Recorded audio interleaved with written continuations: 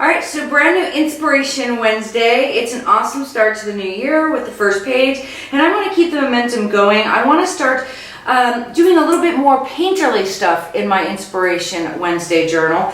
I've kind of really fallen in love with a couple things like coffee cups and bowls and chairs and tables and all that kind of stuff. So maybe this is a really great place for me to start practicing. So I'm going to just start out by putting the tape in my spine. This not only secures the book together, so if my pages end up in the end super heavy and weighted down with all different kinds of media, they're kind of all attached together without coming apart, just kind of like a backup. And it kind of helps transition, so there's not like a seam of goo falling in between the pages, which is okay if it does. It's another strengthening bit, because typically my books get very thick and chunky, and it just secures that I'll have that. Now this is from the week before. You see that I have that wire wrapped around. I'm just going to embrace that. I'm going to pretend like it's not there. It's covered up with tape, so it's not going to become a problem. And then I'm going to put a layer of gesso over the whole thing. And that layer of gesso basically just takes the porousness out of the paper. That gesso will prepare the surface so when I start painting with acrylic, it'll glide over the top instead of being soaked into the porous paper. So typically an over gessoer, just pour it right on. Any gesso will work, but I really like the Liquitex just because the way the application, it pours out of the bottle and I can just pour it on. So you don't have to be really meticulous or anything with this, and really, since it's the beginning of the book, there's not a whole lot of stains from the pages before, but I would say probably by the time we get to the end of the book, you're really just cleaning up the page too with the gesso. So I usually would do the left and the right in the page and let that dry a little and then do the inclusion. So it doesn't matter which way you do it, just get a nice thin coat of gesso on there just to prime the pages so that you can do some acrylic work in there. And I just have some clips, so you'll see I have binder clips. That just helps me keep the pages flat while I'm working. You can use anything really if your pages are bubbling up. And later, as we get into the latter part of the book, you'll see that that becomes really important, just trying to get them flat. All right, so I'll put this on, I'll put it on the inclusion page, and then I'll come back when it's all dry and we'll be ready to apply some paint on there. All right, so I've been really enjoying working with oil paints. So it's really impossible to work oil paints in a journal because it takes so long to dry. So one of the ways is to kind of modify your acrylic paint, and you can get those blends, those softness, and it stays wet just a little bit longer. Now, granted, if you live somewhere where it's a really dry area, this might be a little bit more difficult. It's kind of really humid here, so it's a little bit easier. They make paints that stay wet longer. So regular acrylic, these are heavy bodied. Of course, you could always use fluid. They just, they dry like acrylic paints. They dry quickly. There's also open paints, same colors. They just have a little bit more of that open medium in them. You could use a retarder, which will keep your paint from drying as quick. And this is kind of a, not really a heavy body, not really a soft body. It's just a little adding agent. And I usually just either make a puddle on my palette and dip my brush into it if I want it to be wet longer, or I can put it right into the paints and mix it. And I typically use the golden open medium. So basically it's the golden paints open medium. So if you only have the regular paint, you can just buy the open medium and mix it to any of your regular paint to keep them wet longer instead of buying the open paints. I don't have that. I have this slow dry gel retarder. I don't know where I got it. I was looking for my open medium. I didn't have any, and so I'll be using this. So basically it's just a gel retarder, not really an open medium. So there is a little bit of a difference, but for right now, for what I'm working on, that'll work, and I'll probably just put a little bit on my palette. But I just wanted to show you that. I really am loving working in oil. I know that not everybody loves oils, but you can manipulate your acrylics to do something similar to an oil. And my muse for today is a coffee mug. So this is one of the coffee mugs I drink most mornings. It just says good morning. It's a white mug. And I'm just going to sit it in front of me. I'm going to be looking at it.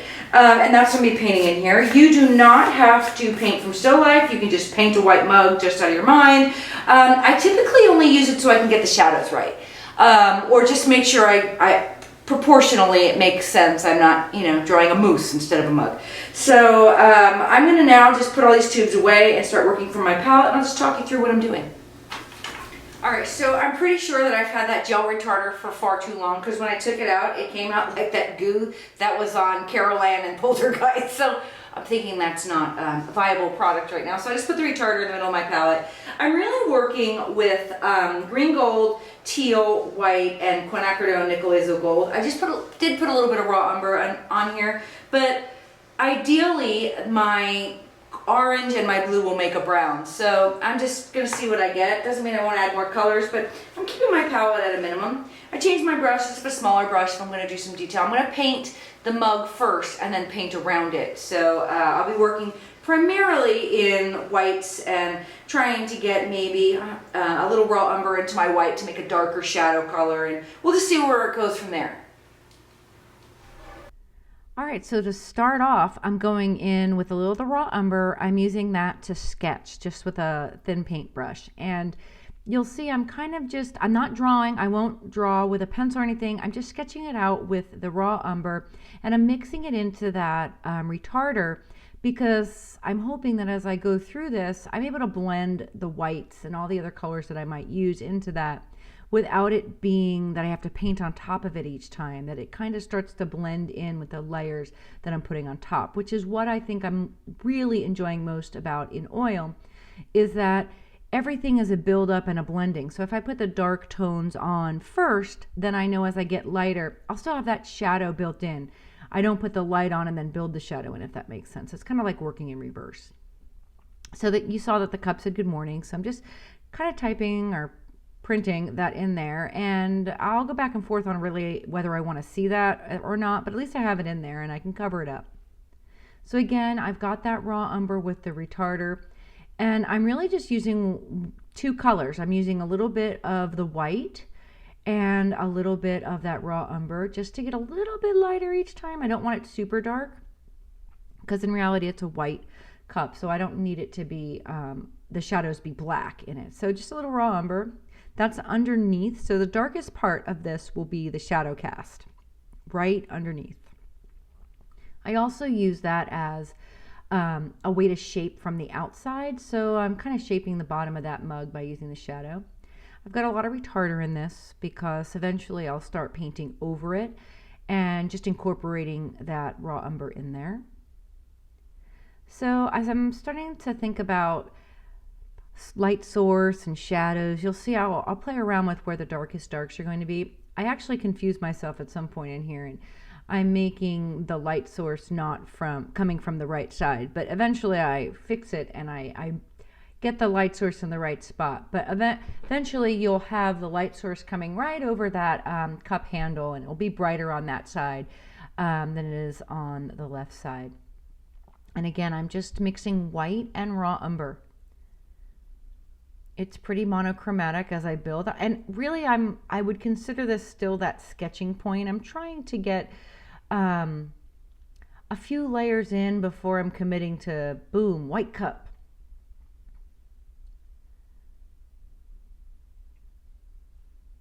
So I put that white on that right side, but that will eventually change. If the light's coming in over the handle, you'll see that it should be brightest inside the left side of the cup and darkest on the outside of the left side of that cup. So that right there with that white, that's wrong. I'll fix it. So again, still with the white and the raw umber. So if you don't have the open paint, that's fine. If you even don't have a retarder, you can do this with watercolor, you can do it with paint, you can do it with colored pencils, you can do it with anything.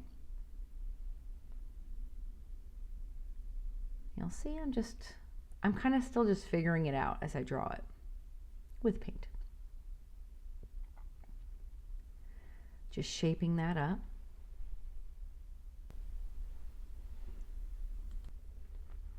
So I'm just shaping that rim of the cup. Just playing with some light source, and really that's what's going to make it look dimensional.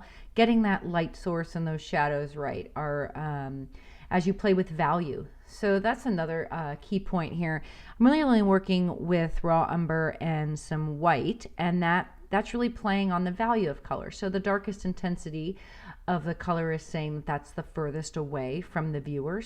And the lightest is saying that's the closest and getting the highlight. So when you're working with color, it's really important to make your darks darker and your lights lighter so that you vary the scale. You make the scale broader of the intensity of the color you're working with. So you'll see I'll have some really dark raw umbers and some really lights all the way down to the white. If it was just one value, meaning it was just white and brown, it would be very flat. It would read incredibly flat. So really it's practicing and developing using the whole range of color when you're doing it. So it's time to add some teal because that's always the right answer. And I'm mixing a little green gold and some teal and some white. And I'm just going to make that the background, and you'll see I blend into that brown. I don't want that brown to be separate in that shadow. I'm actually going to use it. And that's another benefit of having that retarder in there, is that retarder will help me blend the next layer of color into it without it just sitting on top. And for those of you that have never used oil paints before, oil paints will stay wet on your palette for a good few days, if not longer. So, and especially if you keep them covered, they're good for, you know, if you put them in the freezer, they're good forever. That's what I do.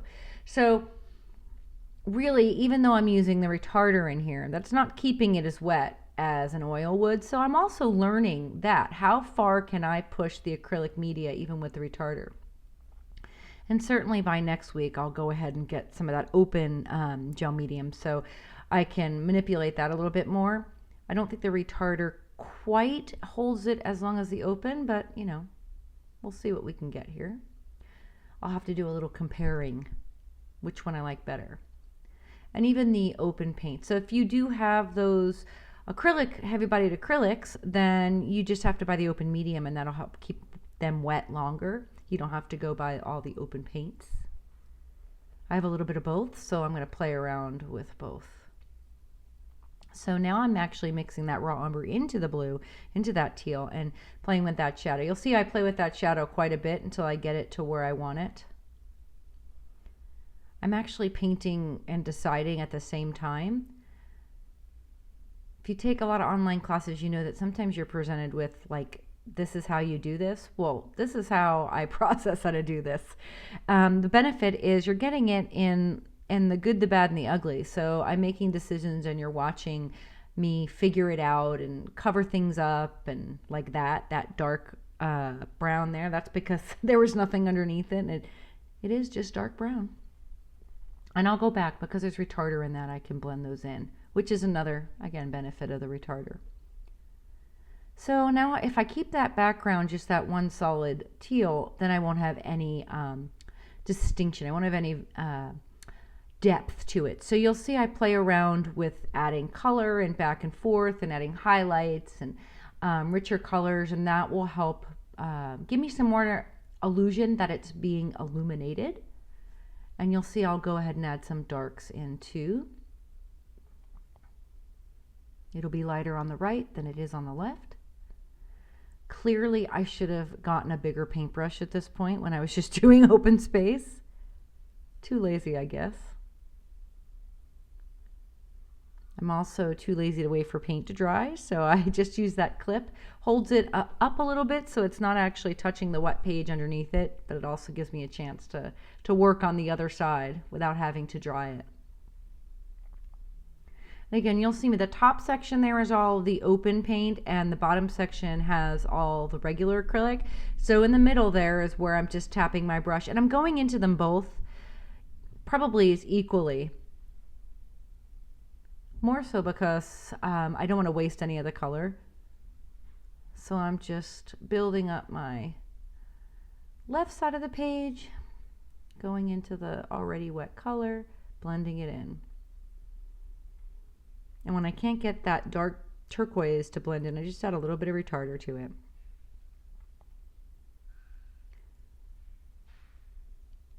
All right. Now I'll keep painting over this a couple times just until I get, you know, what I really want it to look like. And I realize now that I really didn't have the light source coming from the correct place. So I'm putting in the white bright whites on the left side of that cup. I'm sorry, right side of that cup. Trying to make my whites whiter and my darks a little bit darker, just to give that idea of the 3-dimension.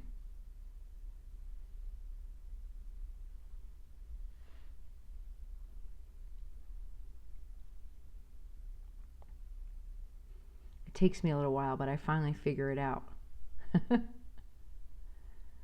So if the light were coming in over the handle of the cup, you would have the inside of that cup the brightest. So that's why I'm going in and doing that. The shadow would be on the right side where the handle meets, because the sun wouldn't be hitting, or the light wouldn't be hitting that directly. And then the left side of the cup should be a little bit darker, and you'll see I go ahead and I play with that as I go through. But now that I have something down, it's a little bit easier to manipulate.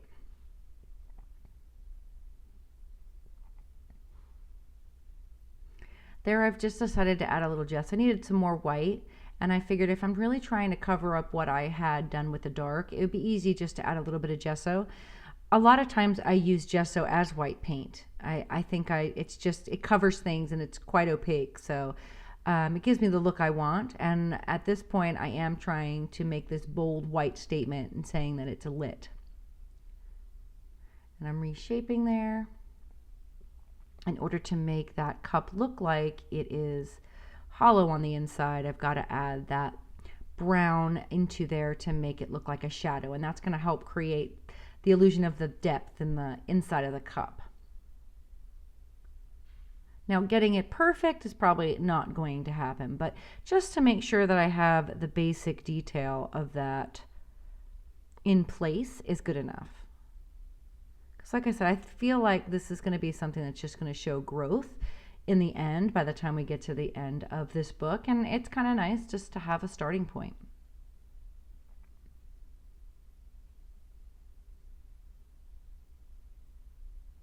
Now I'm just making the shadow as it would appear on the wall behind it or the table it's on, that darker turquoise. Again, using all the values of the color, having a dark teal as well as a light teal will help create the depth. And you'll see I play with that shadow several times until I get it quite right. And then I decide, oh, maybe if it was teal, and it is, it's a darker teal, it would be reflecting like that. So I'm just going to pull that in here, and still I will go over it a couple times until it's quite right. I'm also figuring out how do these blend like I want them to. There's some kind of happy medium that I need to figure out between the two, where they meet and what I love about one and infuse it with the other. So it's really been I consider myself just a perpetual student. I love knowing how to manipulate media, and I don't really believe you need to leave one media for the other, but I do think that there's something to be learned from every media. So I think this is my way of just figuring that out.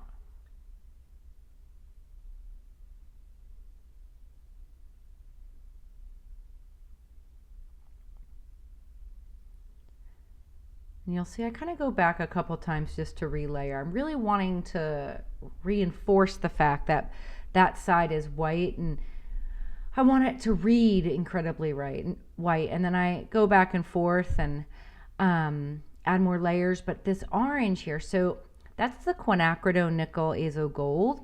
It's a very transparent orange. It kind of reads like rust, but orange and blue are complementary colors. So by adding it in there, it really does its job to make the teal look great. But also I really think adding yellow or orange in this case into your work, it really does give the illusion of light without having to, be white or something. So that yellow I'm kind of using, or that orange I'm kind of using to reinforce that idea that there's a light source over there. And then I'm playing with the bottom here of the mug, because as you develop and like ellipse at the top, you have to make sure that that ellipse is again reinforced at the bottom. So you want to make sure that the bottom part of that cup is going to be rounded, and right now it's not very rounded. So as I'm go ahead and touching up certain areas, you'll see I'll go in with some more white paint just to shape up that bottom edge of the cup.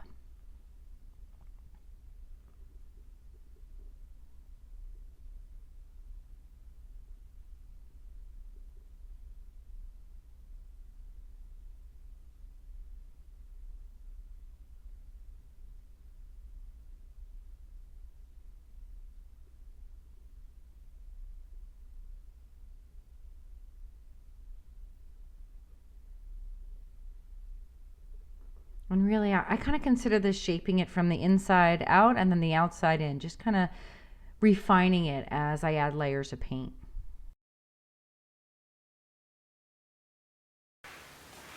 All right, so I've dried it and now I'm just going on top of it with another layer.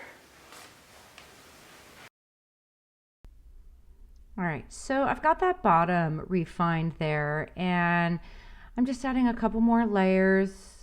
You'll see there's a lot of really loose blending at this point. I've got my basic design down. Now I'm trying to make it painterly, and what I mean by that is there's kind of a loose brush stroking, nothing's detailed. It kind of makes it pixelated and maybe even a bit sloppy, and I like that. I like that it's a bit, yeah, just like loose and flicking that paint in there and moving it around and adding layers and wet on wet. That's probably the part I enjoy most about oils, is that it's super loose and I can flick it around, and I'm finding that if I can work fast enough, I can get that with the acrylics as well. All right, so I'm just adding that shadow because, like I said, that left side of that cup will be the darkest. That's the shadow around there, and you see I'm just adding darker amounts of that raw umber in there just to really reinforce, and I'll blend it back a little bit, but now I'm just making my darks darker and my lights lighter and just honing in on it. But it's nothing that is like static. I'm moving my brush around, it's touching, I'm wiping it back. Just be loose with it. And really, the benefit of working again with that small palette of color is it's not like you're adding something that just doesn't make sense. If it doesn't look right, you just cover it up with white or add a little bit darker color. But since that limited palette it's kind of hold you to just a certain amount of layers and colors, it's really an easy way to start. And, don't use a cup, use something simple, paint whatever you have around you. The cup is just my way, and I really do like painting coffee cups, and I've been painting them in oil. So that's just a natural thing for me to do in acrylic and see if I can hone in on it. It won't be the first cup I paint in acrylic. It's just a nice, simple shape. Going back into that quinacridone nickel azo gold, I'm putting those I call them little pops of surprises. I'm just putting that around there, and since I'm calling that orange light, it is a nice way to add a little bit of this illusion of light in there, and I clearly add a little too much of that in there, so I'm just blending it back. I'm taking color, I'm going back on top and just softening it back into the background. While it's still wet, it's easier to do. And now I'm just adding it around the piece, basically cleaning my brush, but it doesn't hurt to have a little bit of that light spread out throughout there.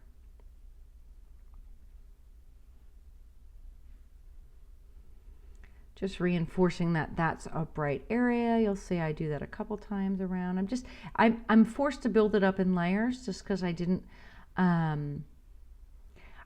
give it enough speed to get into that white while I was painting it, so I have got to build it in a layer. It's not wet enough for me to just blend into it. And I do finagle that coffee handle. Now I'm nitpicking on the borderline of screwing things up, and then I finally decide to walk away. It's a coffee cup handle, not world peace.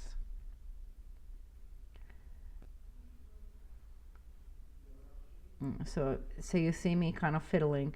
I probably should have walked away from this about, 20 paint strokes ago. That's okay. Note to self.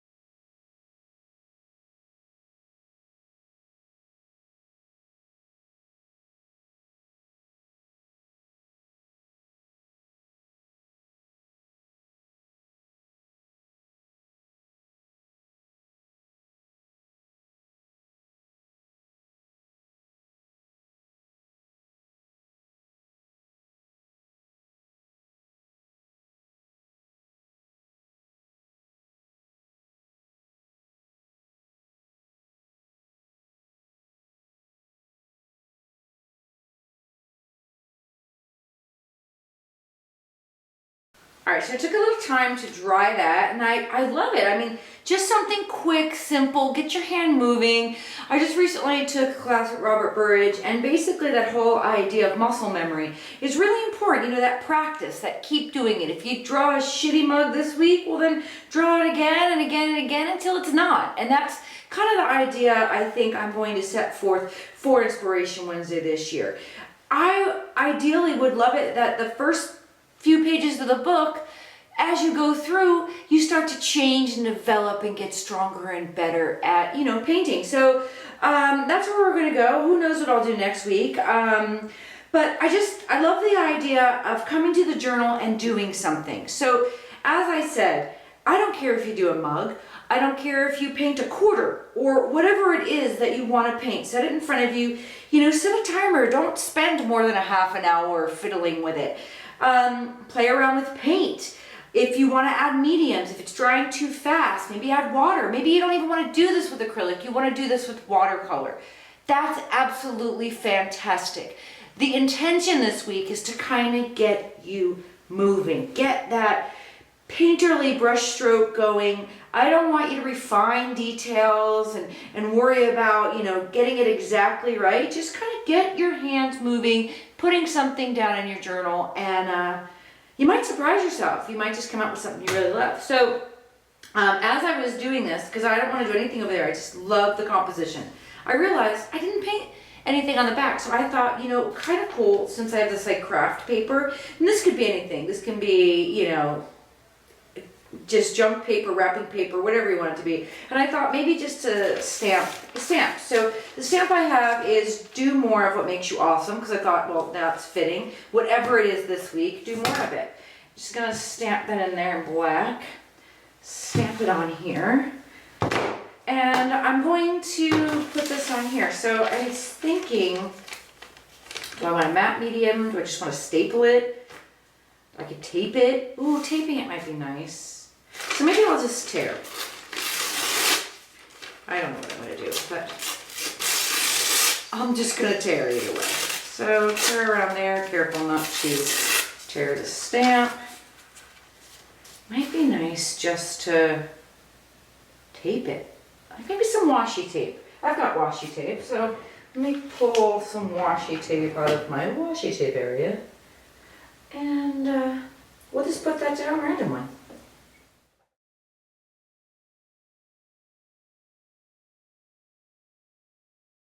Alright, so I've got that on there, and I figured just to further secure it, because you know washi tape doesn't mean that it's going to stick. Let's put the date stamp on there. It's the 18th, little brown hole.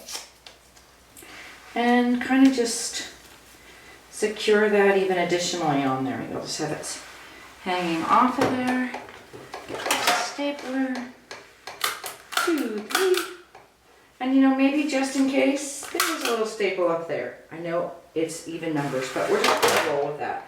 So yeah, I really like this idea of kind of just taking out a paintbrush and kind of going for it. And again, don't stress yourself out. I don't want you to paint when I'm painting. I mean, you certainly can paint a white mug, but like paint something that you would want to paint. Just kind of play around this week and get something down that you'd like to paint even. Maybe you can't paint it, but you'd like to, and you want to practice it, and you want to compare week 2 to week 22. So anyway, have fun this week. We'll come back next week. We'll paint something else. We'll just make this journal just kind of this beautiful journey of who you are as an artist.